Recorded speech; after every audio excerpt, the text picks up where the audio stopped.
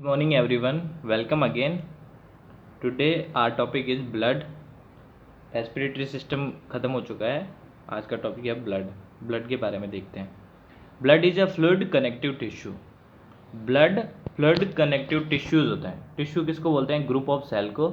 और फ्लूइड से कनेक्टिव मतलब जो ब्लड के अंदर एक जगह से दूसरी जगह आते जाते रहते हैं, वो एक लिक्विड फॉर्म में चलते रहते हैं, तो फ्लूइड कनेक्टिव टिश्यू कहलाता है blood.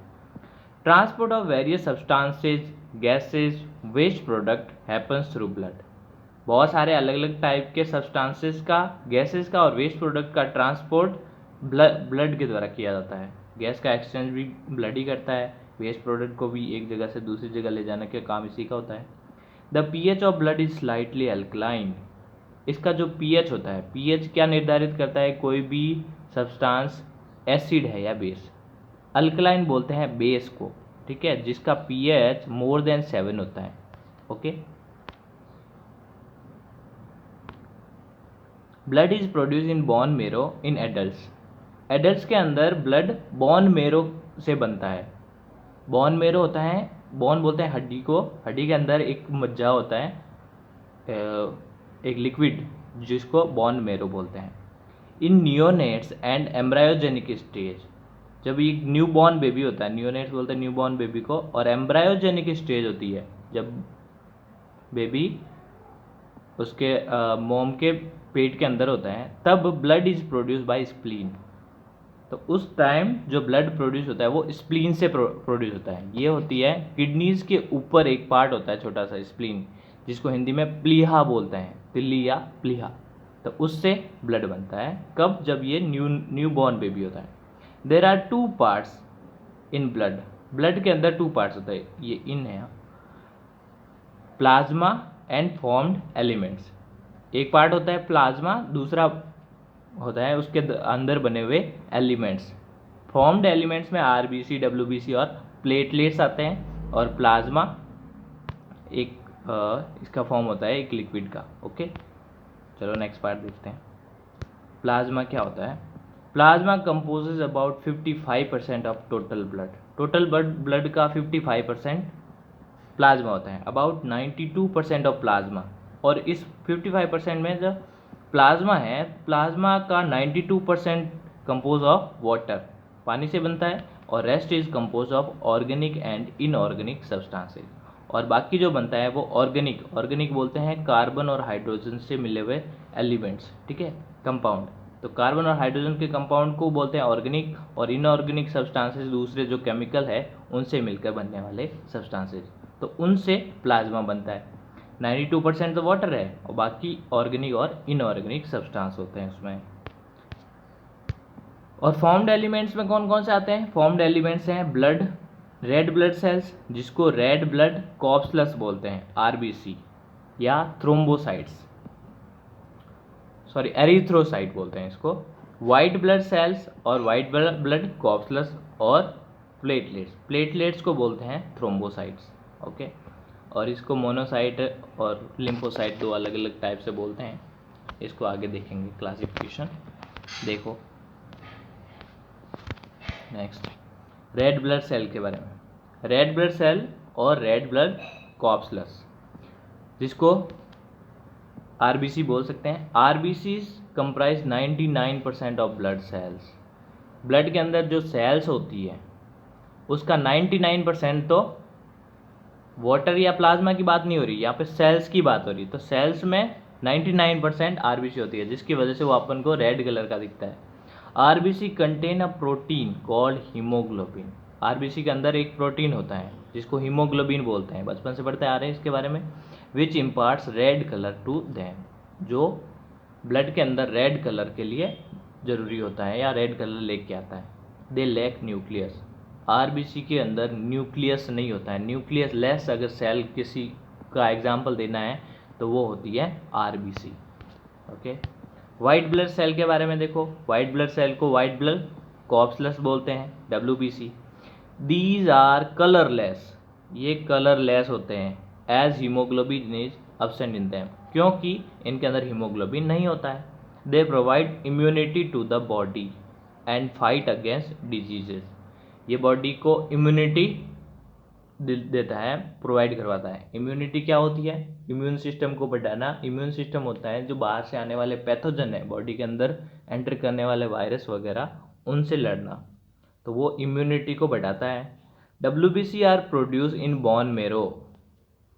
WBC white blood cell bone marrow से बनती हैं, और there are 2 types of WBC। WBC के 2 टाइप होता है, granulocyte and agranulocyte. Granulocyte को और देखते हैं आगे। ग्रेन्युलोसाइट ये बनता है न्यूट्रोफिल, ओसिनोफिल एंड बेसोफिल से। These are the granulocytes. नाम याद रखना है तुमको। Neutrophils are largest in numbers.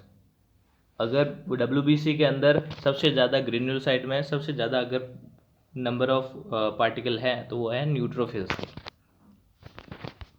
Next है ए ग्रेन्युलोसाइट्स, जिसके अंदर लिम्फोसाइट्स एंड मोनोसाइट्स हैं। These are known as agranulocyte. Lymphocytes are of 3 type. अब लिम्फोसाइट्स को 3 टाइप में बांटा गया। सबसे पहले तो WBC को बांटा गया था ग्रेन्युलोसाइट और ए ग्रेन्युलोसाइट में। ग्रेन्युलोसाइट्स के अंदर न्यूट्रोफिल, बेसोफिल और ओसिनोफिल था। अब ए ग्रेन्युलोसाइट्स को 2 टाइप में बांटा गया है, मोनोसाइट्स और लिम्फोसाइट्स में। और लिम्फोसाइट्स के 3 और पार्ट हैं, बी लिम्फोसाइट्स, टी लिम्फोसाइट्स और नेचुरल किलर सेल्स। ठीक है। Lymphocytes provide immunity against disease. बीमारियों के खिलाफ इम्यूनिटी प्रोवाइड कराते हैं लिम्फोसाइट्स। और मोनोसाइट्स बिकम मैक्रोफेज। मैक्रोफेज मतलब ब्लड के बाहर निकलते वक्त वो मैक्रोफेज में कन्वर्ट हो जाता है। मैक्रोफेज एक ऐसी स्टेज है जो पैथोजन्स को निगल लेता है, उसको डिटेक्ट करता है कि पैथोजन कौन से हैं बाहर से, जो बॉडी के बाहर से आने वाले वायरस और बैक्टीरिया कौन से हैं, उनको पहले डिटेक्ट करते हैं और फिर उनको मार देते हैं या इनगल्फ कर देते हैं या निगल लेते हैं। आफ्टर अटेनिंग मैच्योरिटी, कब? मैच्योर होने के बाद। Neutrophil, lymphocytes and macrophage are the prime defenders and eat away antigens. जो न्यूट्रोफिल है, किसका पार्ट था वो? ग्रेन्युलोसाइट्स का। वो लिम्फोसाइट्स, ए ग्रेन्युलोसाइट्स का ये पार्ट है। और मैक्रोफेज जो मोनोसाइट कन्वर्ट होता है, तो ये मैन प्राइम डिफेंडर्स कहलाते हैं। हम तो पहले मानते थे कि WBC ही क्या है? डिफेंडर्स है, जो लड़ता है, युद्ध करता है। तो उसके अंदर के छोटे छोटे पार्ट में कन्वर्ट करने के बाद पता चला है कि वो मेन प्राइम डिफेंडर्स होते हैं। ओके, मेनली तो WBC है। फिर आता है प्लेटलेट्स पे, जो एक तीसरा पार्ट है। WBC हो गया, RBC हो गया, और ये प्लेटलेट्स फॉर्म्ड एलिमेंट में। They are also known as thrombocytes. इनको थ्रोम्बोसाइट्स के नाम से भी जाना जाता है। कंफ्यूज नहीं होना, वापस से आप रिवाइज कर लेना। There are about 3 lakh platelets per cubic millimetre. जिस किसी को डेंगू वगैरह हो जाता है तो उसके 1.5 लाख से कम हो जाता है, तो उसको फिर प्लेटलेट्स बढ़ाने के लिए दवाई दी जाती हैं या कीवीज वगैरह खिलाई जाती हैं। ओके, तो नॉर्मली होता है 3 लाख पर क्यूबिक मिलीमीटर। एक क्यूबिक मिलीमीटर, मिलीमीटर क्यूब के अंदर 3 लाख होती है। The life span of platelet is of 10 days. 10 days के अंदर ये वापस से बन जाती है। Platelet facilitate clotting of blood during injury. अगर कट लग जाए, उसमें ब्लड बहना शुरू हो जाता है, तो थोड़ी देर में जो क्लॉट होता है वो प्लेटलेट्स की वजह से ही होता है। फंक्शन ऑफ ब्लड, ब्लड का क्या फंक्शन है? Transport of nutrients. खाना खाते हैं, उसके अंदर carbohydrate, protein, fats, minerals, vitamin, ये सब होते हैं, तो उन न्यूट्रिएंट्स को ट्रांसपोर्ट करने का वर्क होता है इसका। Maintenance of pH in body, body के पीएच को बनाए रखना, उसमें ज़्यादा एसिडिटी ना हो, बेसिसिटी नहीं हो, तो वो बना के रखता है ब्लड।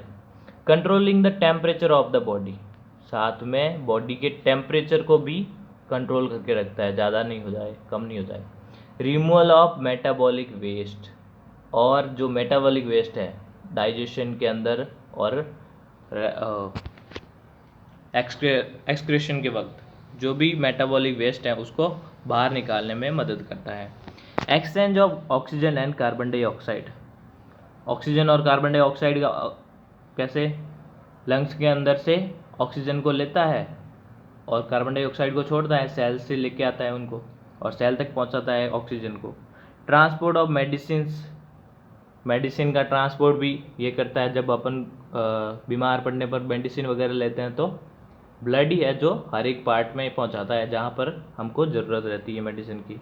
और फैसिलिटेट इम्यूनिटी बढ़ाता है ब्लड, क्योंकि उसके अंदर आरबीसी डब्ल्यूबीसी होती है, वाइट ब्लड सेल, जो इम्यूनिटी के लिए रेस्पॉन्सिबल है। Transportation of hormones to target sites, और हार्मोन्स जो वेरियस जो ग्लैंड्स होती है, ग्लैंड से सिक्रेट होने वाले हार्मोन्स है, तो उसको हर जगह पहुंचाने का इसका वर्क होता है। ओके, टाइप ऑफ ब्लड कौन कौन से हैं? बचपन से पढ़ते आ रहे हैं, 4 टाइप के ब्लड होते हैं। किस पे बेस्ड होता है वो? एंटीजन पे। ब्लड के अंदर 2 टाइप के एंटीजन होते हैं, ए और बी, तो उन पे बेस्ड 4 ग्रुप होते हैं, ए बी और ओ। जिसके अंदर एंटीजन ए होता है उसको ब्लड ग्रुप ए में बांटा गया है, जिसके अंदर एंटीजन बी है उसको ब्लड ग्रुप बी। ए और बी दोनों है तो उसको ए बी, और दोनों में से कोई भी नहीं है तो उसको ओ में। इसके अलावा एक और एंटीजन होता है, ये सब एंटीजन रेड ब्लड सेल के ऊपर होते हैं, आरबीसी के ऊपर। ओके, एंटीजन्स बाहर से आने वाले ऐसे पैथोजेंस होते हैं।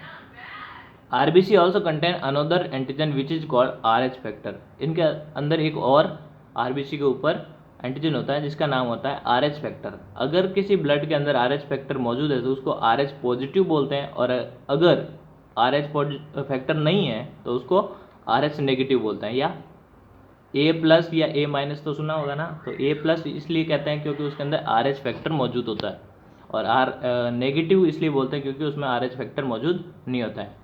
About 80% people in the world have R H positive blood. लगभग 80% के अंदर आर एच पॉजिटिव मौजूद होता है। ठीक है, that's all, thank you all.